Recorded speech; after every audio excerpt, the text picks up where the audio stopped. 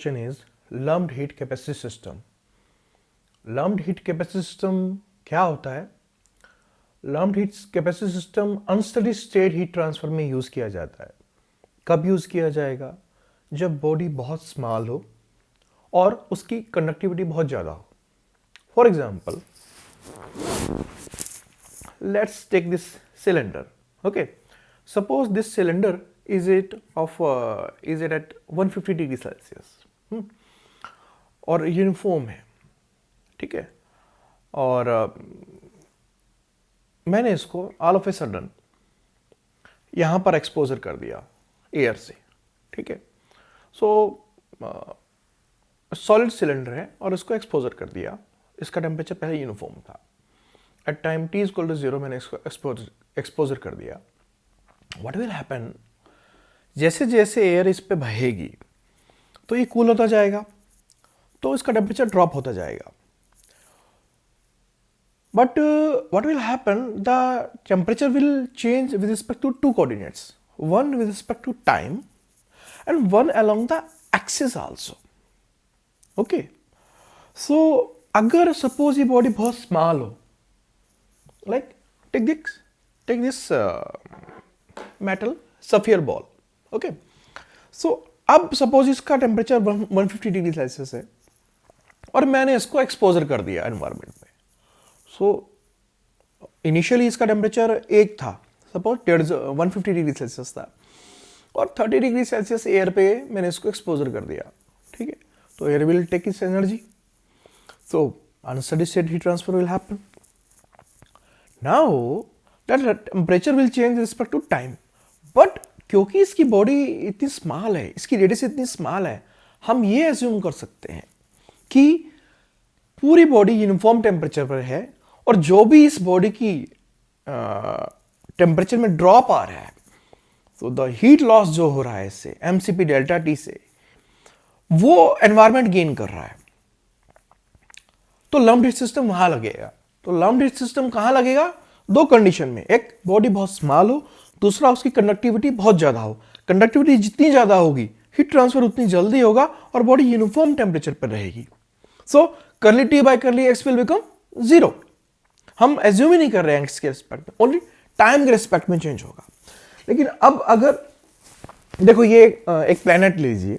Suppose this is a planet, it is a body of a big size, and दोनों का size के comparison देखो, ये कितना बड़ा है और ये भी एक यूनिफॉर्म टेम्परेचर है पर है. इसको मैंने एक्सपोजर कर दिया एयर पे. Temperature will have a derivative with respect to axis. तो साइज कंपैरिजन देखिए. सो कभी भी कोई बॉडी अगर स्मॉल साइज की है और उसकी कंडक्टिविटी ज्यादा है, तो हम लम्प्ड हीट सिस्टम लगा सकते हैं. सो lumped heat system, capacity system are used in unsteady state heat transfer. ठीक है. So unsteady state heat transfer का मतलब क्या है? Curly T by curly tau, जहां टी टेम्परेचर है और टाउ टाइम है. Curly T by curly tau exist, it is not 0, so it have some value. Okay, so lumped heat capacity वहां use करेंगे. नाउ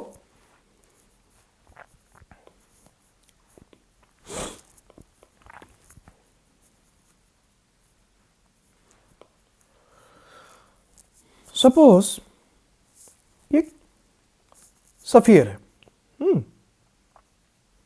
और इसको मैंने एयर पर एक्सपोजर कर दिया. Cool air is blowing over it.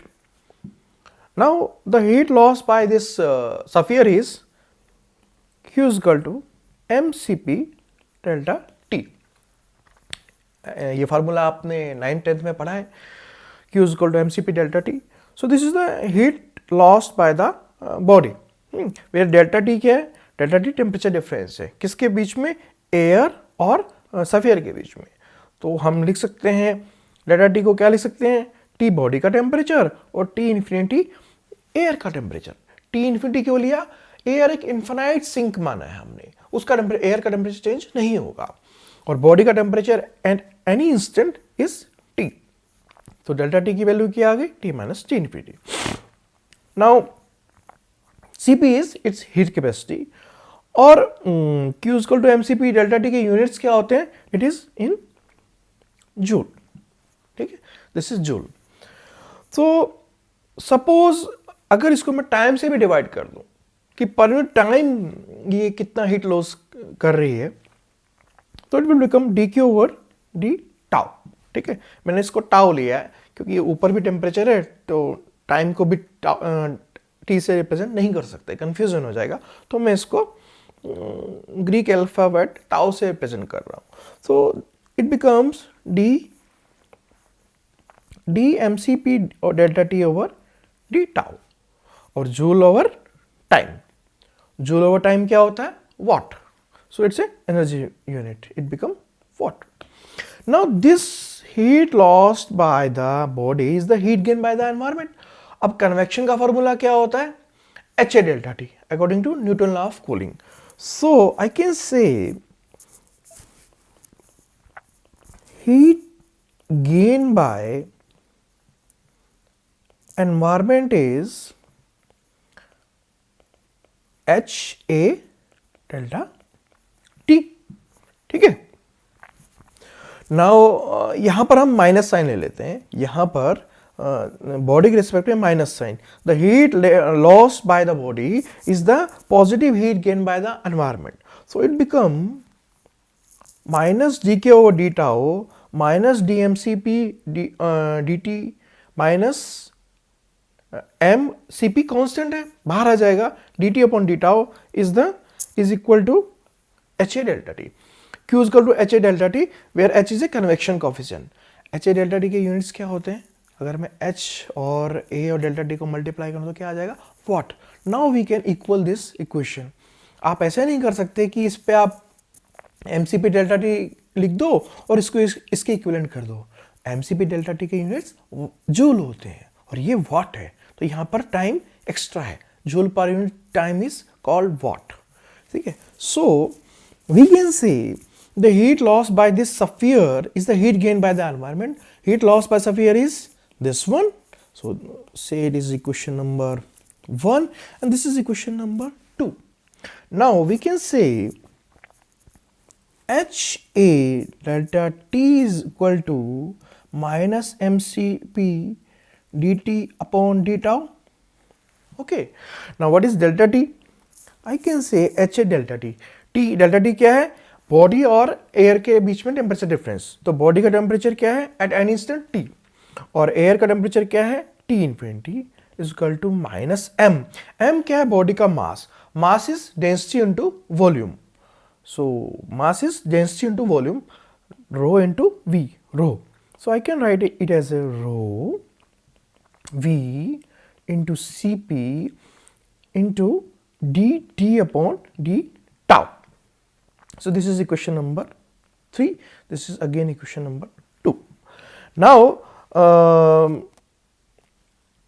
इस इक्वेशन को देखो, इक्वेशन नंबर 3 में dt क्या है? टेम्परेचर। तो dt माइनस और t माइनस इन्फिनिटी इस साइड है, क्या हम इसको इंटीग्रेट कर सकते हैं? कांस्टेंट क्या क्या है इसमें? देखो h क्या है? कन्वेक्शन कोएफिशिएंट, हम इसको कांस्टेंट एज्यूम कर सकते हैं। a area of exposure, sphere का जो एरिया है, what is area of a sphere? Suppose sphere अगर लिया तो 4 पाई आर स्क्वायर। तो rho is the density, V is the volume, what is volume of a sphere? 4/3 pi r cube into Cp। Cp is a constant, volume is a constant, density is a constant, तो variable क्या है? केवल dt है, tau है।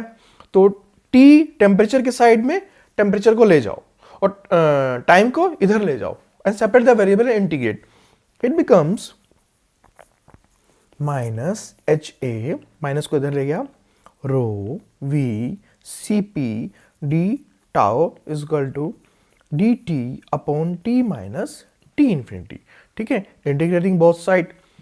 Suppose at time t is equal to 0 हमने इसको exposure किया, तो at time t is equal to 0 body का टेम्परेचर क्या था? T not. This is the initial temperature T not with respect to time t is equal to 0, and when time becomes tau, the temperature is T. So at time tau the temperature is T. Now इधर D tau का integration क्या आ जाएगा, tau, upper limit tau, lower limit 0, so integration will come out to be tau. इधर क्या आएगा, D T upon T minus T infinity का integration, T infinity क्या है, एक कांस्टेंट, तो D X upon X, D X upon X, one upon X का integration क्या होता है, एल एन एक्स, तो क्या बन जाएगा, L N of natural logarithm of T minus T infinity, so it becomes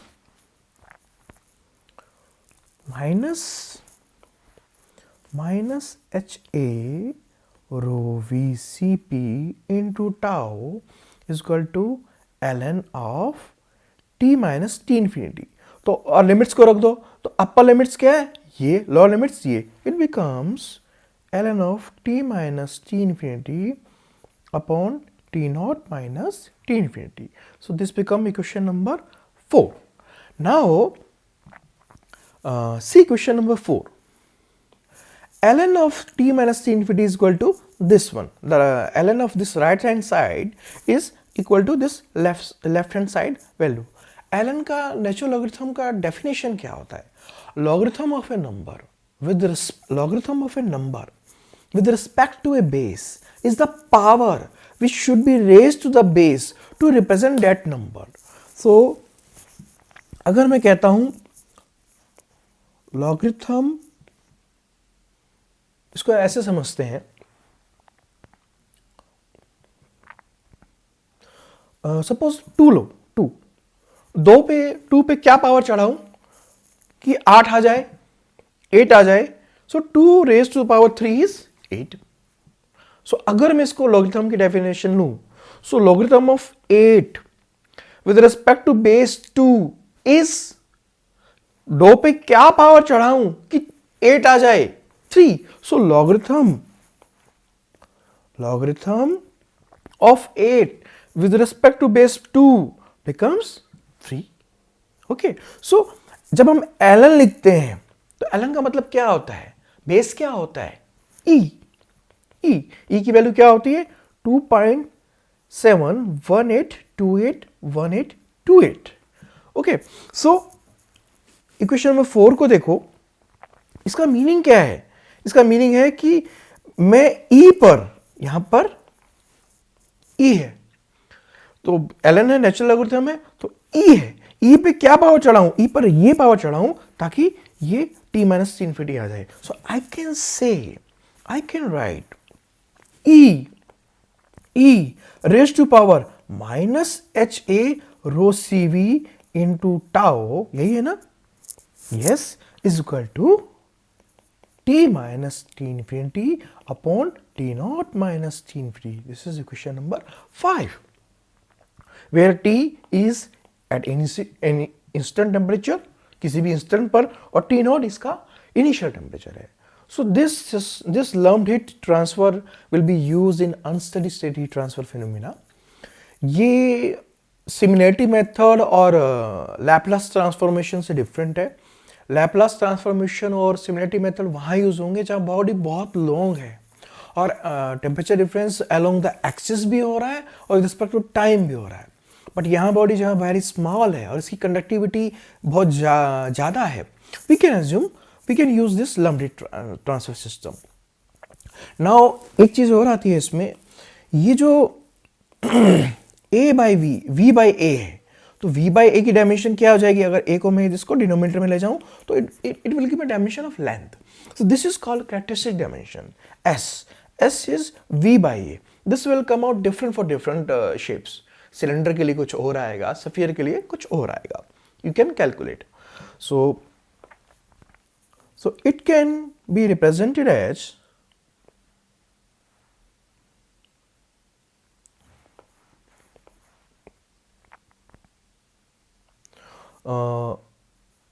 t minus t infinity upon t naught minus t infinity is equal to e raised to the power h rho c क्या है, heat capacity into s into tau.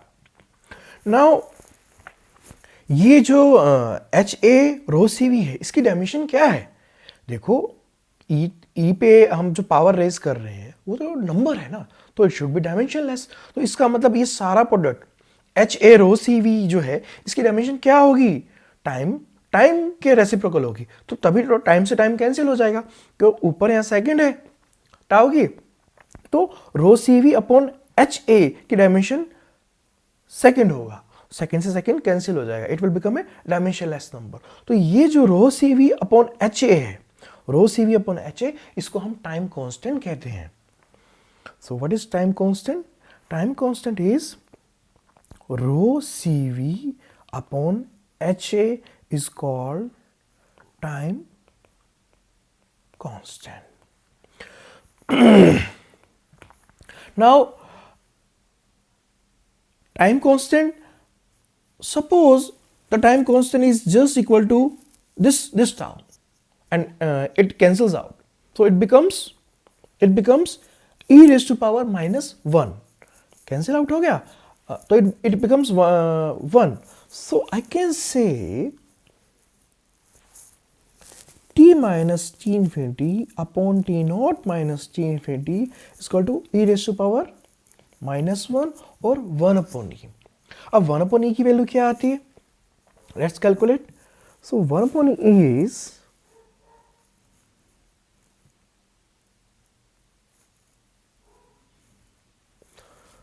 (1 divided by 2.18281828). So it comes out to be 0.3678. I can take it as 0.368. So it comes out to be t minus t infinity upon t naught minus t infinity is equal to 0.36, or you can say t minus t infinity is 0.36 times of t naught minus t infinity. T naught minus t infinity क्या है बेटा? Initial temperature difference. This is the initial temperature difference. So it is 0.368 ले लीजिए, यहाँ पर 8 आ जाएगा. So this become 36.8% when time equals to one time constant. ठीक है, कई बार गेट में इसके ऊपर सवाल आ जाते हैं. And one more thing is lump heat transfer system apply करने की कंडीशंस क्या है? The Biot number. Biot number is the condition to apply lumped heat transfer system. What is Biot number? Biot number is Hs over K, where H is the convection coefficient of the environment in which that body is placed. S is its characteristic dimension. अभी जो मैंने बताया V by A. और K क्या है? Body का conductivity है. तो H क्या है? एनवायरमेंट का है, और K जो है ये बॉडी का है. It is quite similar to Nusselt number, but it's quite different. Nusselt number में क्या होता है? Hx upon K होता है. उसमें उसी फ्लूइड की कंडक्टिविटी है और उसी फ्लूइड की कन्वेक्शन कोएफिशिएंट है. ठीक है, और x जो है बॉडी का कैरेक्टरिस्टिक डायमेंशन है. बट बायोट नंबर में h जो है वो मीडियम का है, फ्लूइड का कन्वेक्शन कोएफिशिएंट है, और k जो है वो बॉडी का है. ये कई बार गेट में इस प्रकार पूछ लिया जाता है. So Biot number, what is the necessary condition to apply lumped heat parameter? Hs upon K should be less than 0.1. What does it implies? जब इसकी वैल्यू 0.1 से लेस देन है तो इसका मतलब क्या है? बॉडी की डायमेंशन कम है, या फिर बॉडी की कंडक्टिविटी बहुत ज्यादा है. K जितना ज्यादा होगा बायोट नंबर की वैल्यू उतनी कम आएगी. यस, तो वही लॉजिक कि आप सपोज एक छोटा सा सफियर है, इसकी कंडक्टिविटी ज्यादा है या इसकी डायमेंशन बहुत कम है. So this is the Biot number condition to apply lumped heat parameters. इसी unsteady state heat transfer phenomena में एक नंबर और आएगा, Fourier number. The Fourier number is alpha tau upon s square, alpha tau into s square. You can see if I write Biot number as Hs upon K, Fourier number is alpha tau upon s square. What is alpha? Is heat diffusivity. Tau is time constant. S is characteristic dimension of body. So Hs upon K, इन दोनों को multiply कर दो. Biot number into Fourier number क्या आ गया? hs upon k into alpha tau upon s square. Alpha को भी expand कर दो. What is alpha? Alpha is heat diffusivity. It is k cp rho. So cancel out कुछ हो रहा है. It becomes k से k cancel हो गया. And it becomes s एक cancel हो गया. S h tau s cp rho. Or yeah, you can say it is h rho cp. S क्या है? Characteristic dimension v by a into tau. So this is Biot number into Fourier number का product. Now see question number 6. What is 6? Equation number 6. Rho CV HA. या यूं कहिए this equation number 4. Equation number 4 में HA rho V CP. V by A को हम ले सकते हैं S. So H tau rho S CP. So equation number 4 में जो लेफ्ट हैंड साइड टर्म है ये क्या है? ये बायोट और फोरियर नंबर का प्रोडक्ट है. सो या H tau rho Cp B by A. Now let's do a numerical on this Lambda parameter.